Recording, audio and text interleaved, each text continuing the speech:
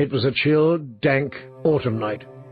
Clouds were blowing in from the west, hiding the stars, and the wailing tower screamed mournfully at every gust of wind. It smells like rain.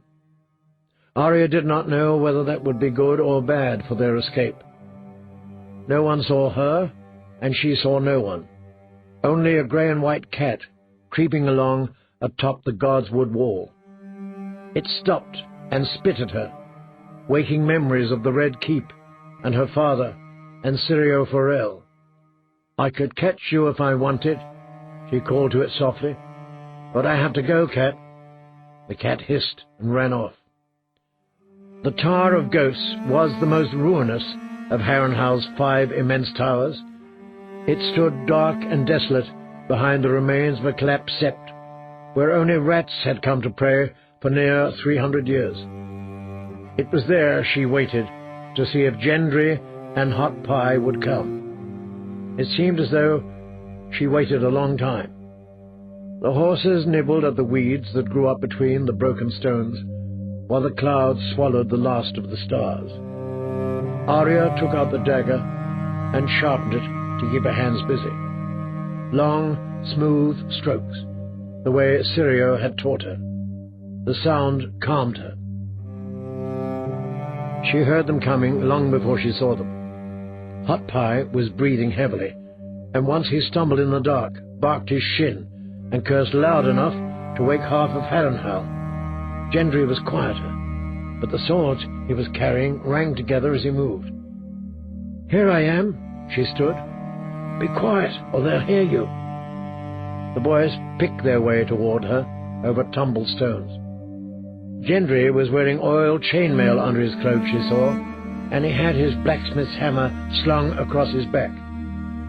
Hotpie's red, round face peered out from under a hood. He had a sack of bread dangling from his right hand and a big wheel of cheese under his left arm. "There's a guard on that postern," said Gendry quietly. "I told you there would be." "You stay here with the horses," said Arya. "I'll get rid of him. Come quick when I call." Gendry nodded. Hotpie said, "Hoot like an owl when you want us to come." "I'm not an owl," said Arya. "I'm a wolf. I'll howl." Alone, she slid through the shadow of the Tower of Ghosts. She walked fast to keep ahead of her fear, and it felt as though Syrio Forel walked beside her, and Yoren, and Jaqen H'ghar, and Jon Snow. She had not taken the sword Gendry had brought her, not yet. For this, the dagger would be better. It was good and sharp. This postern was the least of Harrenhal's gates, a narrow door of stout oak, studded with iron nails, set in an angle of the wall beneath a defensive tower.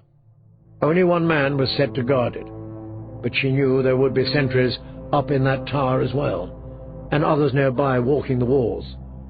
Whatever happened, she must be quiet as a shadow. He must not call out. A few scattered raindrops had begun to fall. She felt one land on her brow and run slowly down her nose.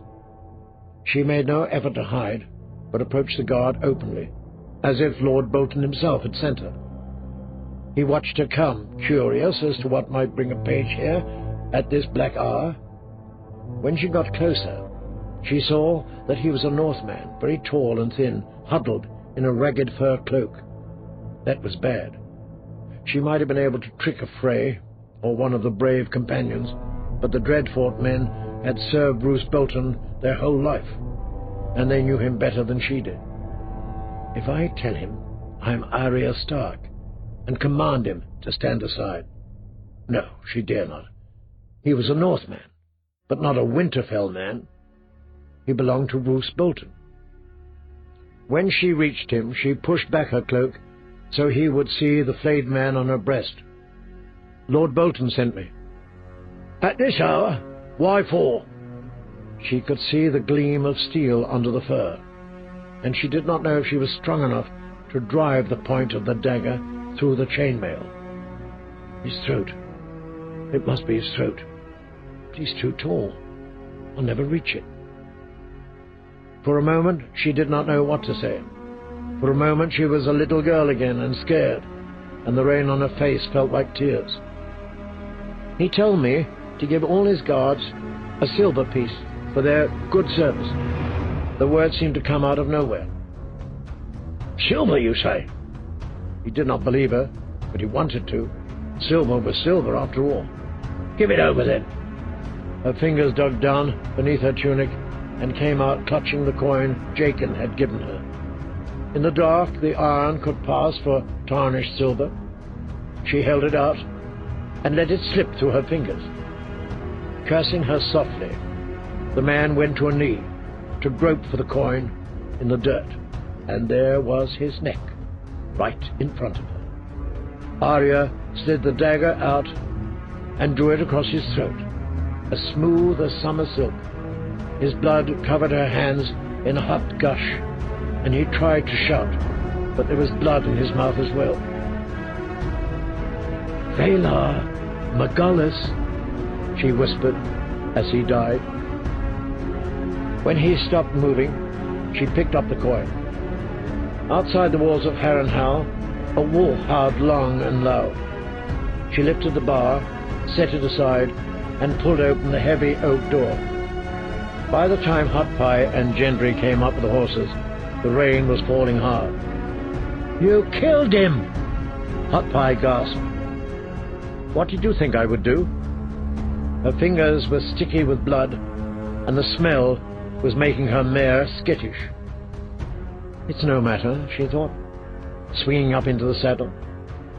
"The rain will wash them clean again."